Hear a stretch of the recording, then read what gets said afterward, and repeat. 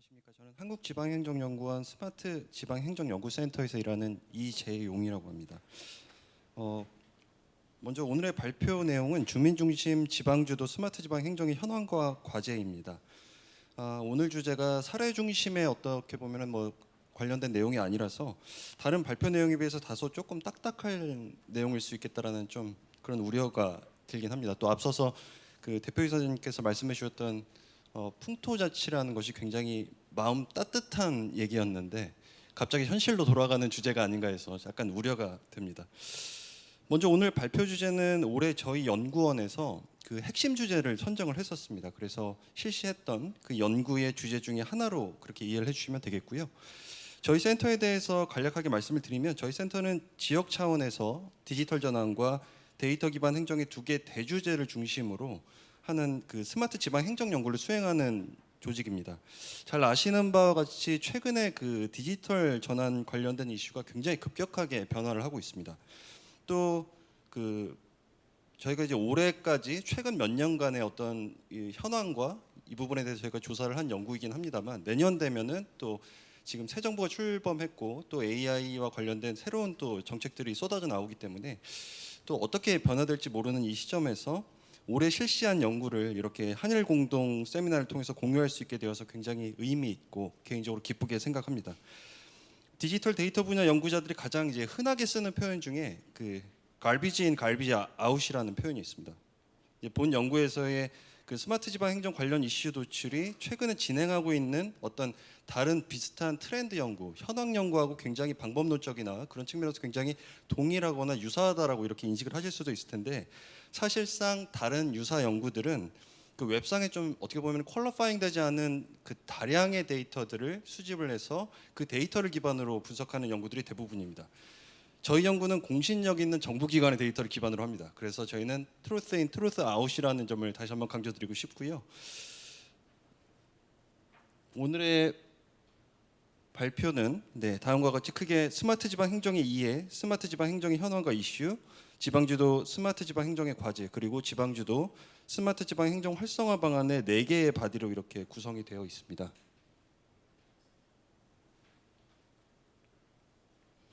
먼저 스마트 지방 행정의 이해를 위해서 스마트 지방 행정의 배경과 필요성 그리고 속성을 살펴보도록 하겠습니다.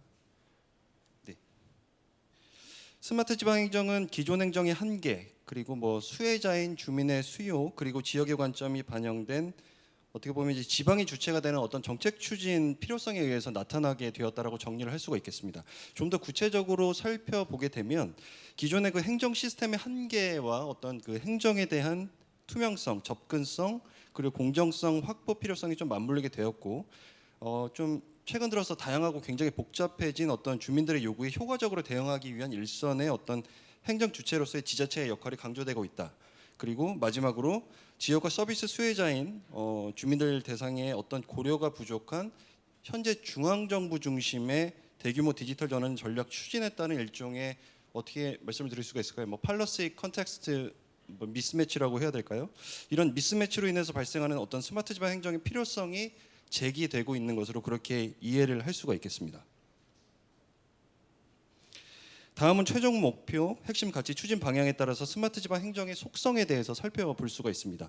스마트 지방 행정의 최종 목표는 데이터와 디지털 기술 기반 행정 서비스의 접근성 향상, 효율성과 투명성 강화, 지역 주민의 삶의 질 향상으로 이해를 할 수가 있고 핵심 가치는 지역의 지속 가능성 향상, 행정의 자립성 강화, 그리고 주민과의 신뢰를 바탕으로 효과적인 행정을 구현하는 것으로 정리를 할 수가 있습니다.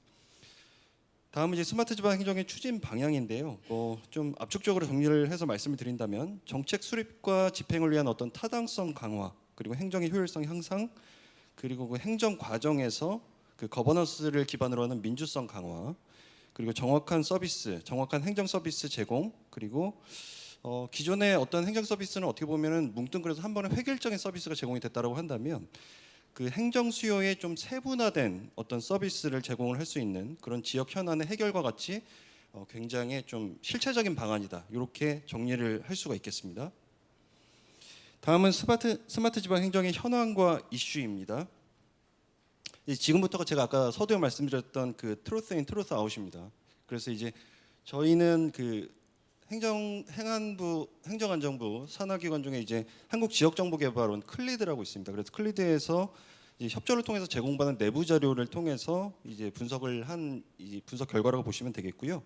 2020년도에서 23년도까지의 지방자치단체의 정보와 사업수는 연평균 지금 1,150건 내외로 유지가 되었지만 24년 714건 그리고 25년 4월 기준으로 했을 때 67건으로 좀 급격한 감소 추세에 있는 것을 확인을 했습니다. 이런 추세는 지금 광역과 기초자치단체 수준으로 그룹군을 나누어서 살펴보더라도 좀 이런 추세는 동일하게 나타나고 있는 것을 확인할 수가 있고요. 그래프를 통해서 확인을 하실 수가 있습니다. 그리고 이제 이것은 앞서서 말씀드렸던 중앙과 지자체 간의 팔러스 컨텍스트 미스매치 이 현상을 지지하는 이런 내용으로 이렇게 이해를 해주시면 되겠고, 지자체 디지털 전환 사업이 축소가 되고 또 재편해야 되는 가능성 이것들을 시사하는 그런 데이터 분석 결과라고 이해를 하시면 되겠습니다. 그렇기 때문에 지방이 주도하는 어떤 지역의 관점이 반영된 보다 좀 지속 가능한 그런 정책 추진 전략의 마련이 필요하다는 것으로 우리가 이해를 할 수가 있겠습니다. 다음은 이제 스마트 지방 행정의 주요 이슈를 파악하기 위해서 현재 지자체에서 최근 몇 년 동안에 진행하고 있거나 이제 진행할 예정인 정보화 사업명 그리고 그 정보화 사업명에 따른 어떤 그 주제들 그리고 내용들을 이제 대상으로 해서 저희가 텍스트 마이닝하고 네트워크 분석을 실시한 결과입니다. 주요 키워드를 보시면 스마트 시스템, 플랫폼, 행정, 교통, 문화, 체육, 관광, GIS, AI 등 이런 단어들이 다 도출된 것을 확인을 하실 수가 있고요. 지자체가 그러니까 활발하게 정책을 추진하는 행정 분야에 최근 가장 각광받고 있는 AI에만 이렇게 국한돼서 그 디지털 전환 정책을 추진하는 것은 아니고 다양한 디지털 기술들이 활용되고 접목되고 있는 것을 확인을 하실 수가 있습니다. 텍스트 네트워크 분석 결과를 보시게 되면 스마트가 지금 중심 허브에서 키워드로 작용을 하고 있고요. 그 주변에 플랫폼, 교통, 복지, 안전, 행정, 재난, 도시 이런 다양한 분야들이 연결이 돼 있고 기술들도 AI나 빅데이터 기반 이런 것들도 다 연결이 되어 있음을 확인을 할 수가 있습니다. 그렇기 때문에 어떤 특정 행정 분야에서 독자적인 행정 서비스를 제공을 하는 것이 아니라 분야 간의 통합형 행정 서비스가 확대되고 있는 경향을 확인을 하실 수가 있습니다.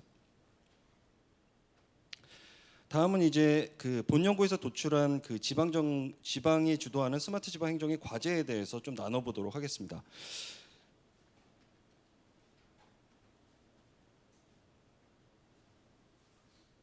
네. 텍스트 마이닝하고 네트워크 분석 결과를 방금 전에 같이 살펴보셨죠? 이것들을 통해서 이제 주요 이슈를 파악을 하고 해당 이슈들을 연계를 해서 스마트 지방 행정 10개 주요 과제를 도출을 했습니다. 슬라이드에 이제 왼쪽을 보시면 데이터 기반 의사결정부터 시작을 해서 스마트 시티 인프라 구축, 공공 데이터 개방 및 활용, 그리고 디지털 접근성 향상과 같은 어떤 주요 과제들을 확인을 하실 수가 있고요.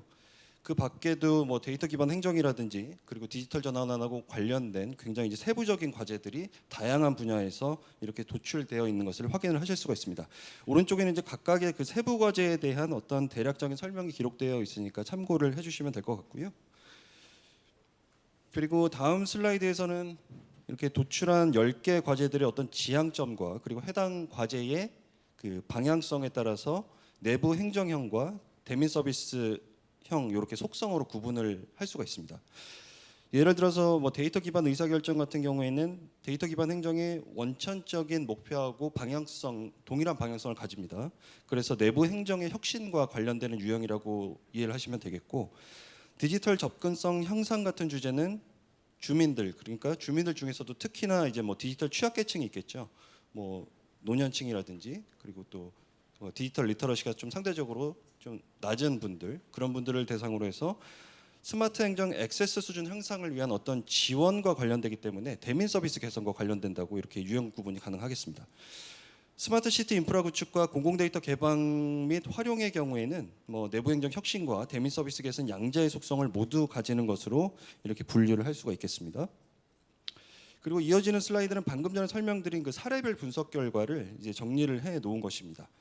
실제 저희 그 연구 보고서에는 모든 개별 과제들에 대한 이런 세밀한 분석이 진행이 되었고 기록이 되어 있습니다만 오늘 발표 자료에는 아무래도 시간 관계상 내부 행정 혁신과 그 대민 서비스 개선의 속성을 고려를 해서 4개의 사례에 대한 내용만을 일단 수록을 해 놓았습니다. 이 4개의 사례도 모두 나누기에는 아무래도 좀 시간이 좀 부족할 것 같은데요. 최선을 다해 보겠습니다. 먼저 데이터 기반 의사결정은 쉽게 말씀드리면 그 데이터 기반 행정이 추구하는 데이터 기반 행정이 추구하는 어떤 근본적인 방향성과 동일한 방향성을 가지고 있다. 이렇게 이해를 하실 수가 있겠고, 명확한 어떤 에비던스를 통해서 정책 추진 과정, 명확한 그 근거를 기반으로 하는 정책 추진 과정으로 이해를 하시면 되겠습니다. 지자체에서도 이런 어떤 데이터 기반 행정의 흐름에 따라서 데이터 기반 정책 추진을 시도를 하고 있는데, 그렇지만 이제 아직까지 전반적으로 그 데이터 활용 수준이 그렇게 높지는 않은 것으로 파악이 되고 있고요. 아무래도 인력과 그 데이터 활용 체계 구축 등과 관련해서 좀 해결해야 될 과제들이 아직까지 현 시점에는 좀 많은 것으로 그렇게 확인이 되고 있습니다. 그럼에도 불구하고 이제 지자체에서 독자적으로 이렇게 추진하는 사업들이 있고요. 관련해서는 뭐 서울의 IoT 센서를 기반으로 하는 도시 데이터 센서와 뭐 부산시 사례 이런 것들을 들 수가 있겠습니다. 특히 뭐 서울 사례를 한번 보시면 그 해당 센서를 통해서 어떤 수집된 뭐 미세먼지라든지 뭐 기온, 습도 같은 이런 대기 환경 관련된 데이터, 그리고 그밖에 도시 현상과 관련된 대량의 데이터를 이제 통합해서 수집을 하고 있고요. 요 수집된 데이터를 분석한 결과를 통해서 파악된 지역별 현황을 고려해서 좀 효과적이고 효율적인 서비스 제공이 가능한 점을 확인을 할 수가 있습니다. 스마트 시티 인프라 구축은 IoT, AI, 빅데이터 같은 이런 다양한 디지털 기술이 한꺼번에 이제 몰려 있는, 이제 다양한 디지털 기술을 한꺼번에 활용하고 접목해서 어떤 특정적인 도시 인프라 구축을 하는 것을 의미를 합니다. 서울시 화랑로 뭐 스마트 교차로나 부산의 스마트 감흥 신호 시스템 같이 정체 구간의 어떤 교통 흐름 개선을 위한 어떤 인프라 구축 사례가 있는 것을 확인을 할 수가 있고요. 다음은 공공 데이터 개방과 활용입니다.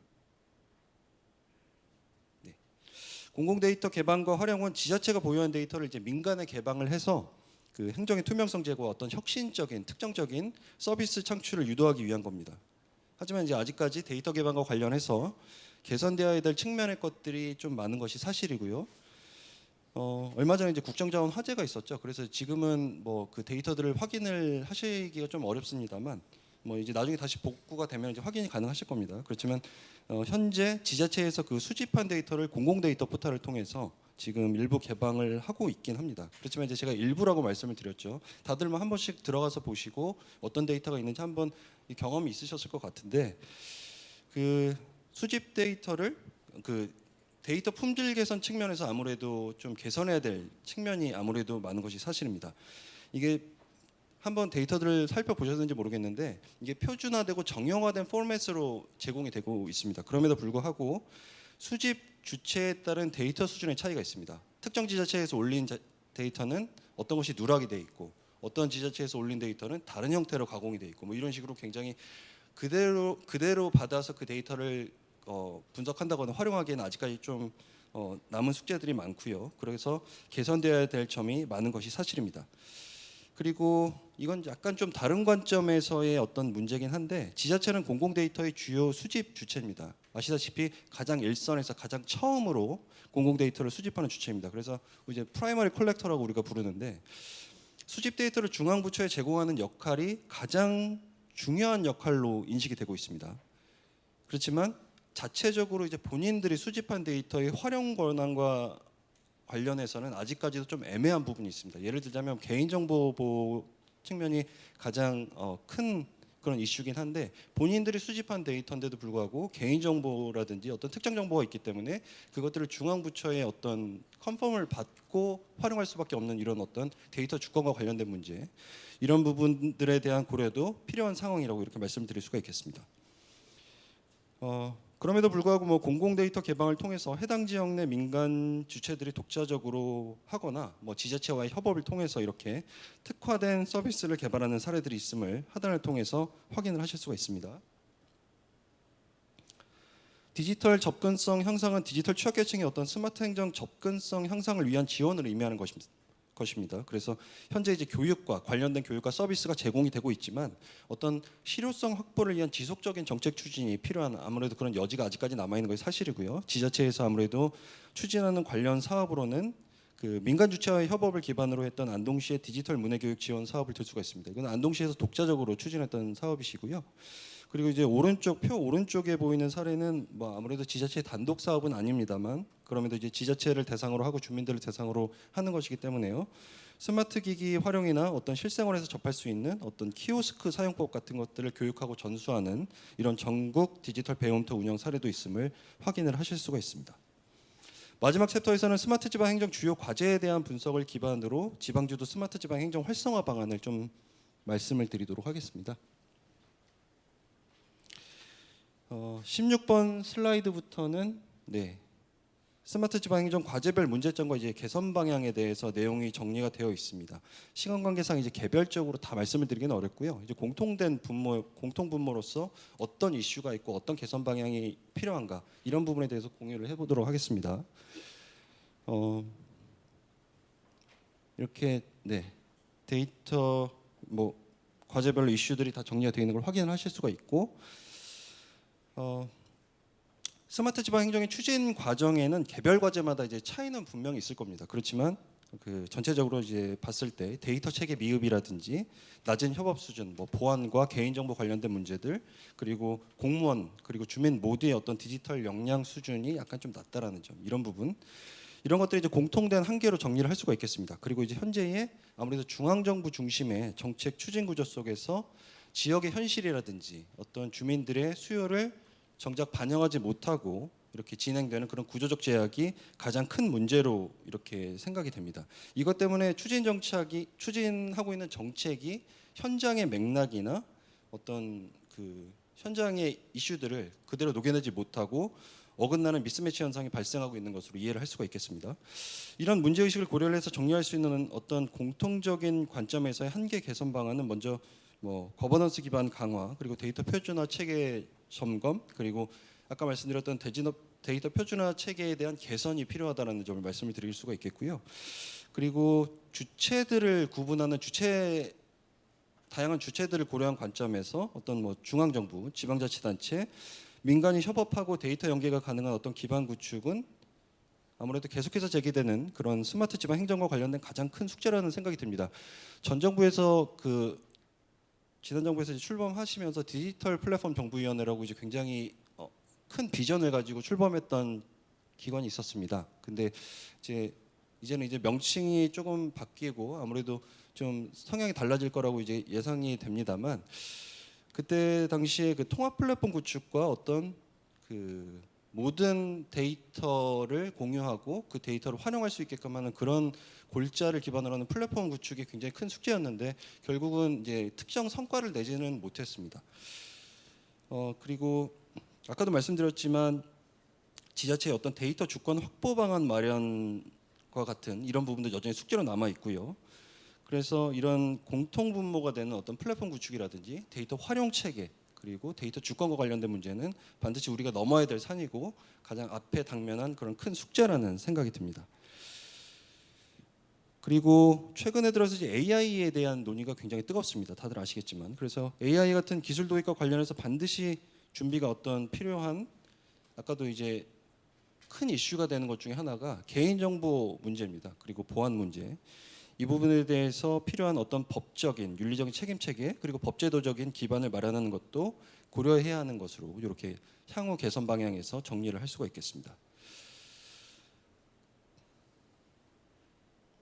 마지막은 조금 다소 원론적이긴 합니다. 그렇지만 이제 분석 결과를 바탕으로 도출한 향후 스마트 지방 행정에게 요구되는 그 실행 전략은 그 스마트 지방 행정의 실효성 향상, 그리고 스마트 지방 행정의 개념 정립, 또 방향성을 정립하는 것도 있겠고요.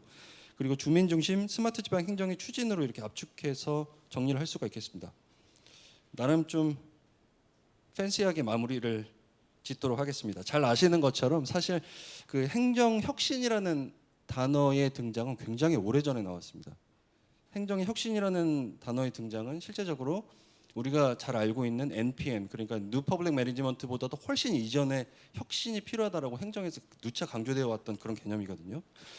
그렇지만 지금까지 이어져서 왔던 그 행정 혁신에 대한 그 주장과 접근은 다소 좀 추상적입니다. 그리고 거시적인 관점에서 어떻게 정작 혁신을 할 것인가, how to에 대한 관점이 빠져 있다는 저는 생각이 듭니다. 이런 한계를 극복하고 실체적인 방법을 제공할 수 있는 것이 저는 스마트 행정이라고 생각을 합니다.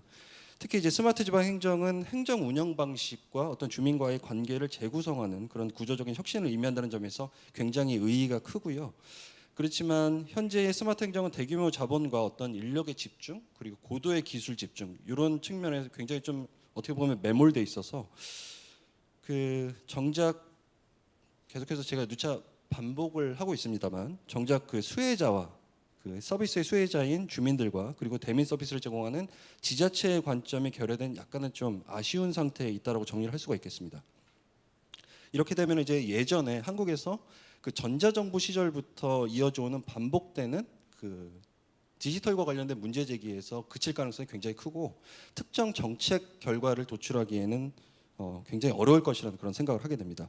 이런 현실을 고려를 해서 지방의 관점과 그리고 현안이 수용이 되고 주민들이 다 같이 체감할 수 있는 지방 주도, 주민 중심의 스마트 지방 행정의 추진으로 전환하는 것이 반드시 필요할 것이라는 의견으로 오늘 발표를 마치도록 하겠습니다. 감사합니다.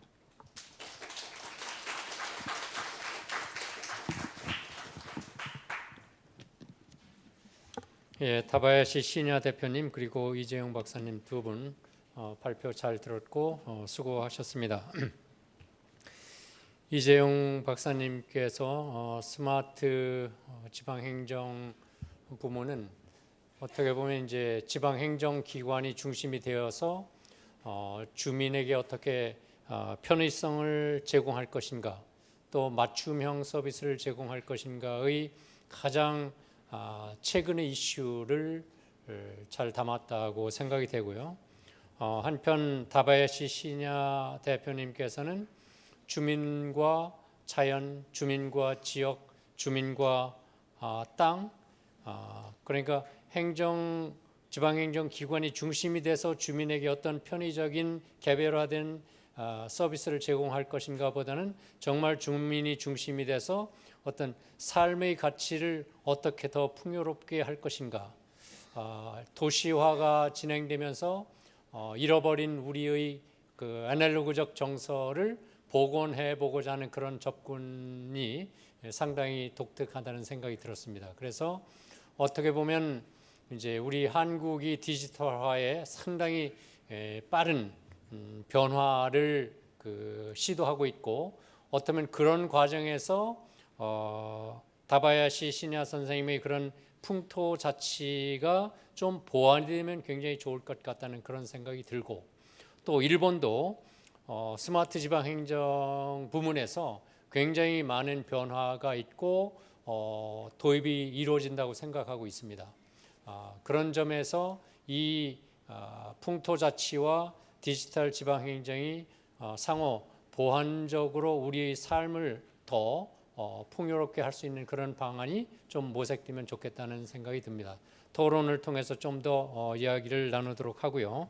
이것으로 제1세션을 마치도록 하고, 제2세션은 국제교류와 지역관광 활성화라는 주제로 먼저 일본 측의 도모나가 히로시 나가사키현 서울 사무소장님께서 나가사키현의 해외 교류와 지역 문화를 발표해 주시겠고, 이어서 한국 측의 임혜미 한국관광공사 책임연구원께서 인구 감소 지역 관광 프로파일링 분석을 주제로 계속 발표를 해 주시겠습니다. 우선 도모나가 히로시 선생님의 박수를 보내드리도록 하겠습니다.